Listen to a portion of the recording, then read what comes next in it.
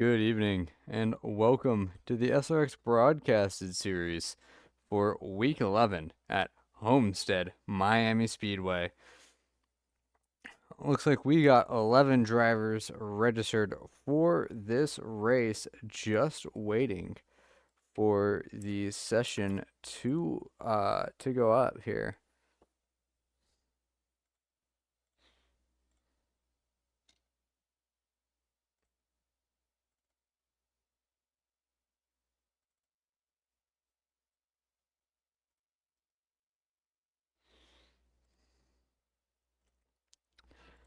Yeah, we got 11 people registered for this.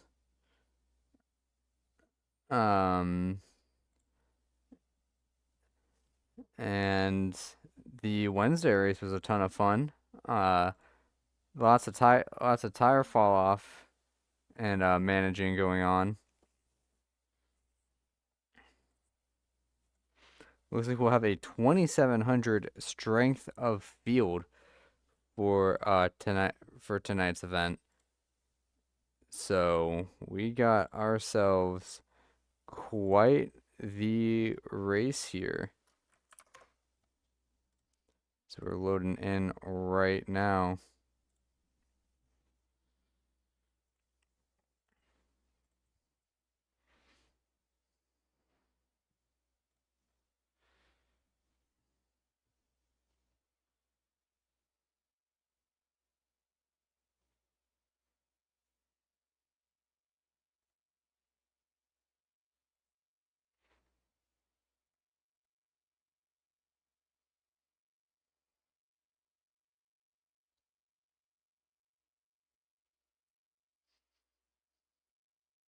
But the Wednesday race saw a last lap pass to seal the win from a person in this race, Barrett G. Canning. So we know he has a lot of speed. Once again, still waiting for iRacing to load into the session here.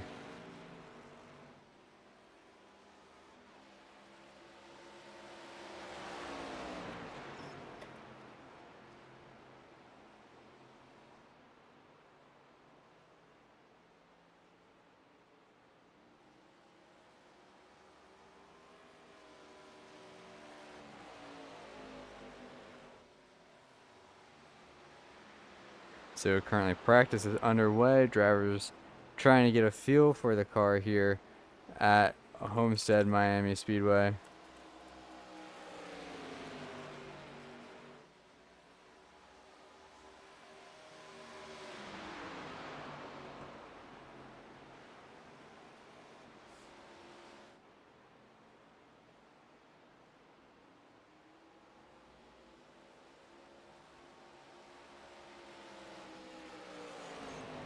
So currently your leader in practice is the 3 car of Ricky Paz.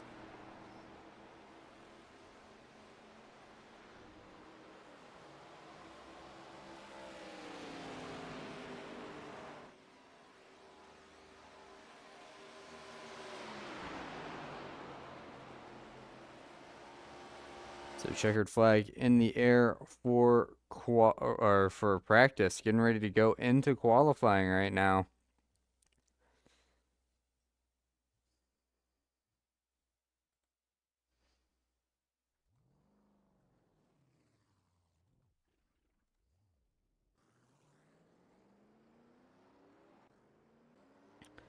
So let's take a look at the 3 of Ricky Paz as he gets his SRX car up to speed here at Homestead for a qualifying lap.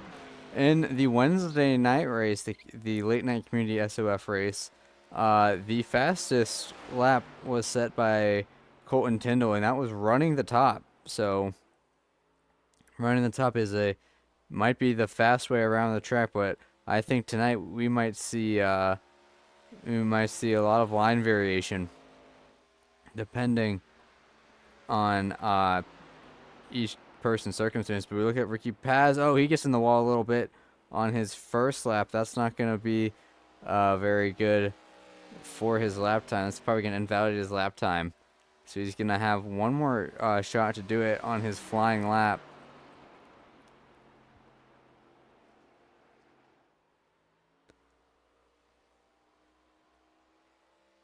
See the car getting a little bit loose up top. That's what it was doing a lot.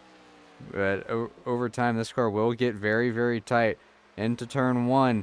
So Ricky Paz actually did set the fastest lap. With his, even with that contact at 34.848 for Paz. Great 1 and 2 for car number 3, firing down the back straightaway right here. Into turn 3 and 4, keeping it nice and tidy by the wall. This is going to be a good qualifying lap if he can keep the momentum up coming down the front straightaway. Good lap in the making for Ricky Paz, 34.397 for car number 3. That is a very good qualifying lap put down by that 3 car. See Barrett Canning running the bottom. Gonna fire out of turn number 2. See what he does in turns 3 and 4. Had to get out the gas just a little bit on exit across the stripe. 34.638 for Barrett Canning. It's good enough for second at the moment. Indy Kirkenbauer, who dominated last week's race at Lernerville, coming out for a little bit more fun here in the SRX series. Looking to do Homestead, running high his first lap. See what he says when he comes across the stripe here. 35.354. Also time to improve on that for Indy.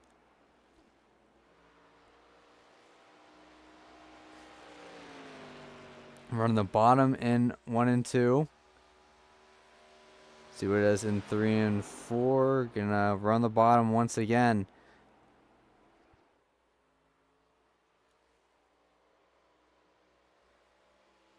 We're sliding up on exit. Gonna get a good drive out. It's a 34.732 for Indy Kirkenbauer. Good enough for third place right now.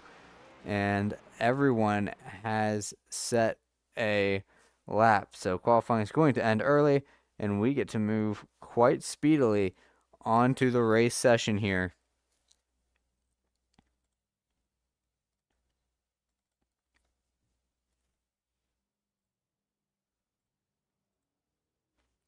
Okay, let's get your starting lineup up on the board. Starting on pole for the SRX broadcasted race at Homestead-Miami, it's going to be the 3 car of Ricky Paz with Barrett Canning on his outside. Inside of row number 2 is going to be the 1 of Indy Kirkenbauer in car number 1 and Chad Bremer in 4th on the outside of row number 2. Rounding out your top 5 is going to be car number 5, Jackson Lehman in 5th, then followed by Jordan Madron, car number 4. Row 4 is going to be Matthew Miles and Ian J. Bergeson in car number 8. Row number 5 is going to be Nico Cipollini, and rounding out your top 10 is going to be the number 10 of Edwin J. James. And rounding out your field of 11 cars is going to be the 11 of Mark G. So that makes up your field of 11 drivers here at Homestead. Just give me 1 second.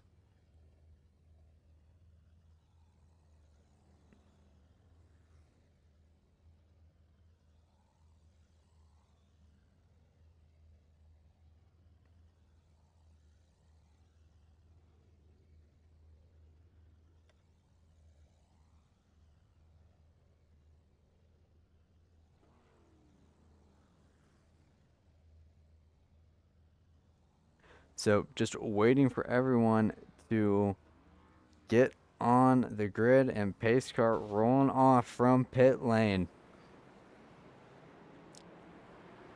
This is very big for your pole sitter, Ricky Paz. because he needs all the points he can get to thrust himself into the conversation for the SRX championship. He won the race before this, the 9:30 p.m. race, but he struggled in the Wednesday race.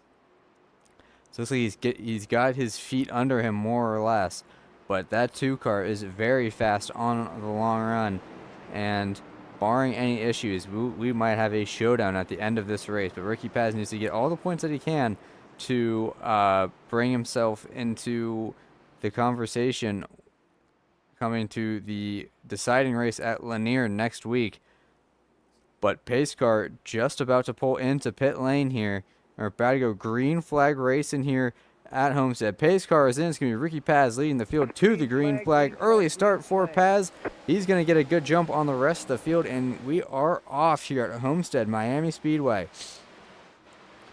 Firing into turn number 1. Paz utilizing the high side. Barrett Canning and Andy Kirkenbauer using the bottom.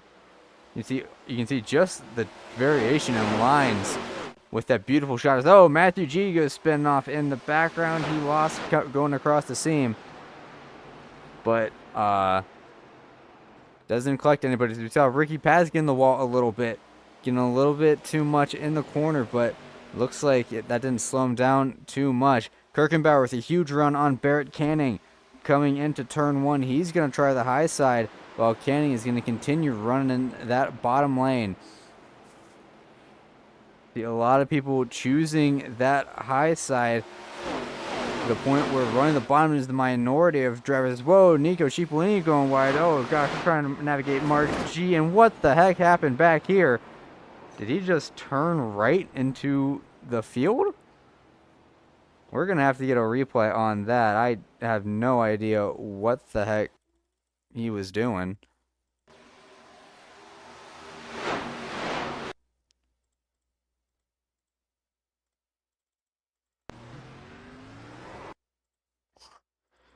I apologize for going to standby mode in the middle of the race, but he just gasses it up with a broken car while there's cars passing by. That is one of the strangest things I've seen, and poor Ian Bergeson did not deserve to be a part of any of that tomfoolery that happened right there. But the race must go on since we don't have cautions. Barrett Canning dropping back to 4th as both Jordan Madron and Andy Kirkenbauer getting past them. Ricky Paz still in the lead here. But Barrett Canning doing his best on the bottom. Paz keeping everyone behind him by about half a second. But the real story is going to be told late in this race when the tires start really wearing in. Canning is the only person to be running that bottom lane. He's getting punished for it because people on the high side are getting just a little bit of draft, and that big run down the back straightaway.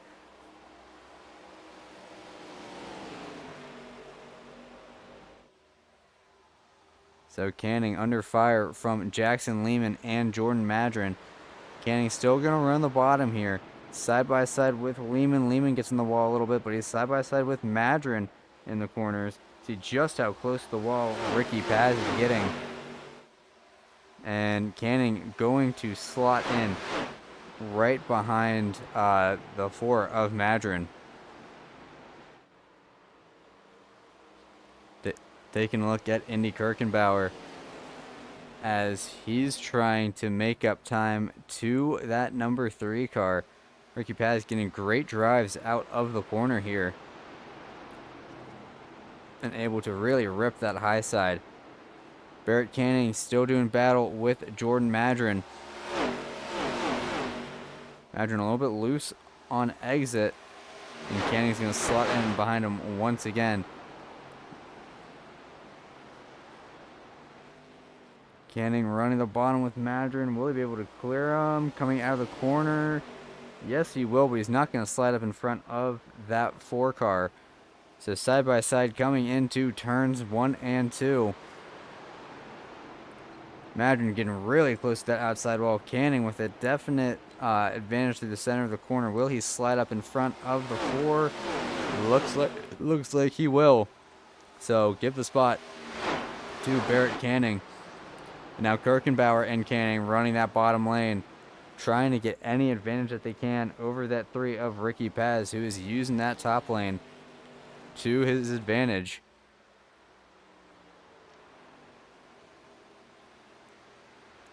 As Canning really deep into the corner, almost made contact with Kirkenbauer, but both drivers able to keep it off of each other.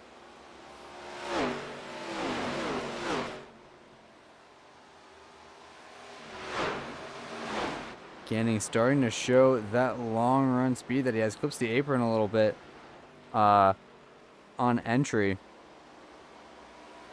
But he is hanging on to the back end of that number 1 of Kirkenbauer.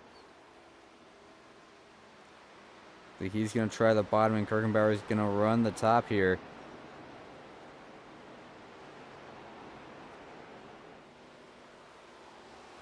About dead even coming out of the corner.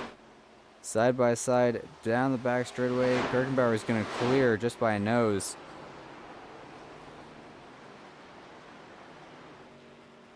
Now Canning gets a big run on the outside of Kirkenbauer. Big slide for Canning. Whoa, great save. But it looks like he overdid a little bit on exit, and that's going to hurt his tires a lot. That's adding a lot of extra heat to those Goodyears. And now he's got Jordan Madron to deal with. But that's the best thing Ricky Paz wanted to see, as Barrett Canning now 2.4 seconds behind. But I wouldn't count Barrett Canning out just yet. He did the exact same thing in the Wednesday race, where he had an early slide and recovered from it to win. But now Canning running the high side with Jordan Madron on the bottom. Canning's going to clear Madron.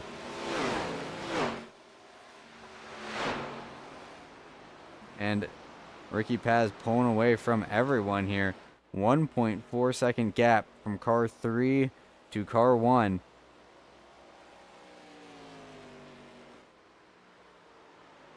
It seems like Paz is able to fire out of the corners a lot better than Kirkenbauer is.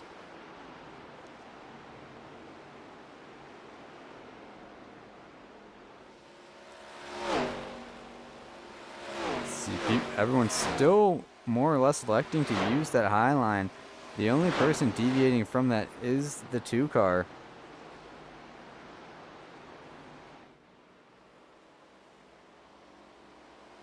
Gonna have to see how it's paying off in terms of lap time for him. So Ricky Paz, your leader, set a 35.188 last time by running the top. Running the bottom, Barrett Canning set a 34.996. As we saw Jackson Lehman scrape the wall on exit a little bit. So Barrett Canning really sending it in on Kirkenbauer. Kirkenbauer can't go any lower because Canning's there. Great move by Canning to force the issue. And he's going to get by Kirkenbauer. So now, with 16 laps to go, can Barrett Canning make up a 2.1 second deficit to Ricky Paz?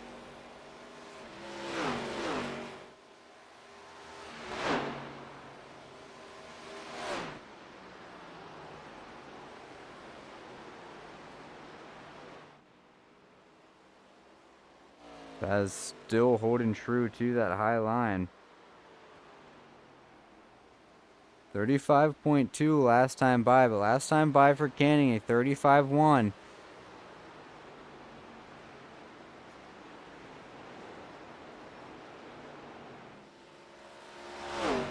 Canning really driving that 2 car as hard as he can to catch up to Paz. As, Paz gets in the wall a little bit on entry. This is going to help Barrett Canning out.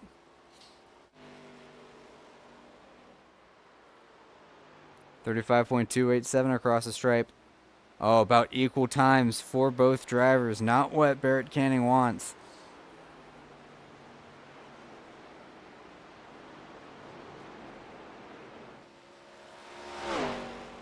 Has Paz pulled out to an insurmountable gap over Barrett Canning with 14 laps to go.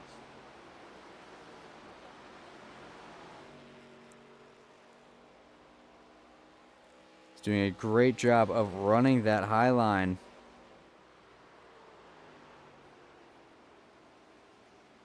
And last time by, he pulled away by about a 10th over Canning.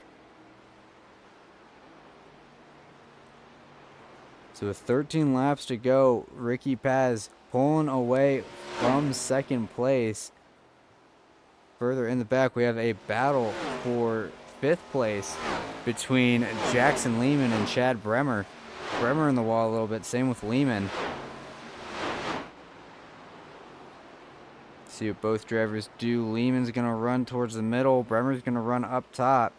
Can Bremer get the drive on corner exit? Doesn't look like it.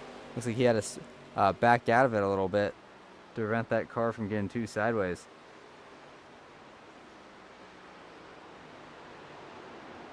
But now Bremer going to try running the high side. He's going to try to cut under Lehman. Lehman staying in the middle of the track. Bremer trying to find out a place to go. Bremer hungry for that 5th spot. Now Bremer to the inside of Lehman for 5th. He has momentum. Will he get the move made on exit? Yes, he will. Move Chad Bremer to the 5th position. And now Jackson Lehman having to worry about the 10 of Edwin James right behind him. James to the inside of the 5 car. Lehman scrapes the wall a little bit, and James is going to get the move made in 1 and 2, pending a crossover from Lehman. That's going to put him side by side down the back straightaway. And Lehman's going to get past James after scraping the wall. But here comes James with another move. Contact between the 2 drivers. They keep it straight. And Edwin James is going to be the beneficiary of that. He's going to be ahead of the 5 car.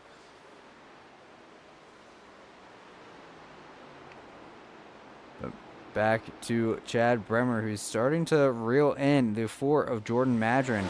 Madron might have burnt up his stuff a little bit too quickly.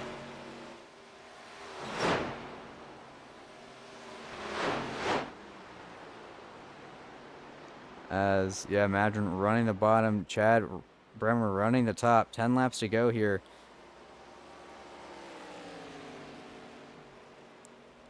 And Bremer with a big run down the front straightaway, closing up to the back end of Jordan Madron. Overshoots turn 1 a little bit, scrapes the wall, but still fires like a cannon through the center of the corner, able to get around that 4 car.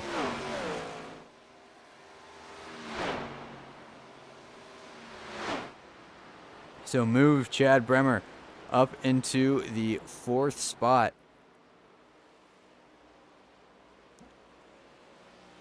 And he might be able to contend for a podium, depending on how much Kirkenbauer has used up his stuff.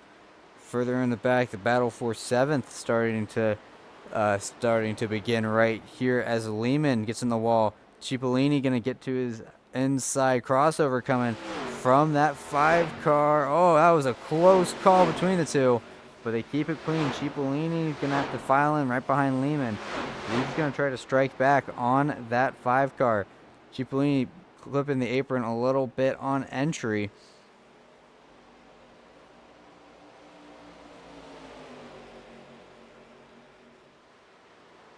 And it's dead even coming across the start-finish line. Cipollini going to try the inside of Lehman. Lehman hits the outside wall pretty hard. And Cipollini going to be able to get past him in turns 1 and 2 as both cars went into the wall right there.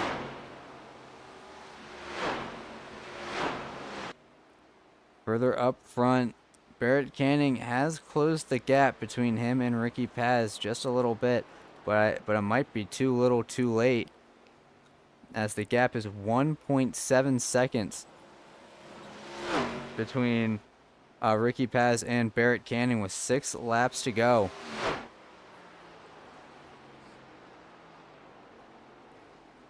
The 3 car is having a harder and harder time keeping it off the wall. But all he has to do is hold on to the lead for 5 laps here.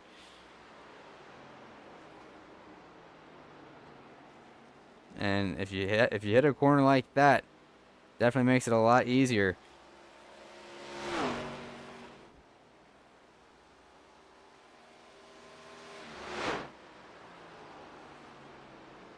Further in the back, Nico Cipollini making a move on Edwin James. Not able to get clear of that 10 car just yet.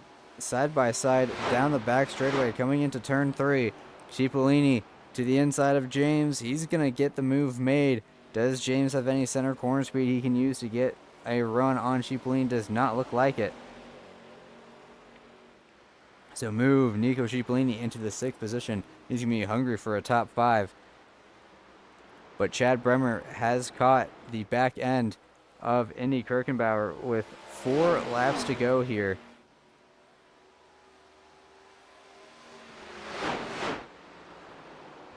See in the back, Cipollini making a move on Jordan Madron coming into turn 3. And he's going to get the move made through the center of the corner. Chad Bremer all over the back end of Indy Kirkenbauer for 3rd place. Kirkenbauer in the outside wall just a little bit. Bremer going to try to cut down the track. He's to the inside of the 1 car. So dead even as they rumble down the back straightaway. And Bremer is going to have the advantage coming down the back straightaway. Coming into turn 3. Bremer has the move made. He just needs to make it stick.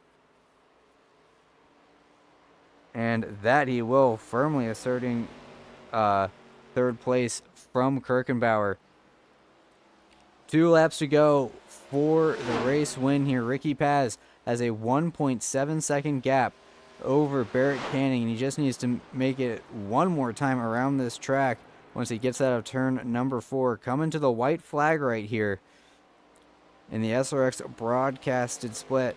Was not expecting the top line to be the dominant line here after seeing what happened Wednesday. Ricky Paz has 1 more lap to make it around the track here to maintain a 1.5 second gap over Barrett Canning.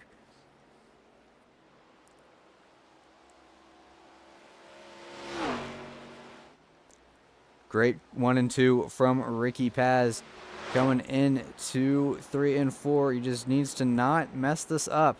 And he will have another SRX broadcasted split win to his name. Coming out of turn number 4, it's going to be Ricky Paz in car number 3 coming across the start-finish line to win the SRX broadcasted split at Homestead-Miami Speedway with a great display of wall ripping. Running that high line to his advantage and able to hold off a very hard-charging Barrett Canning.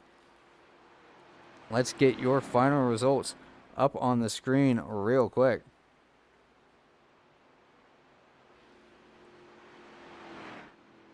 Coming home victorious is going to be the 3 of Ricky Paz, and in second is car number 2, Barrett G. Canning. Great run from him, just didn't have enough time to catch up to that 3 car. Chad Bremer, a very impressive run from him in third, beating Indy Kirkenbauer, who finishes 4th. Nico Cipollini, a solid top 5 run for him after starting in the back.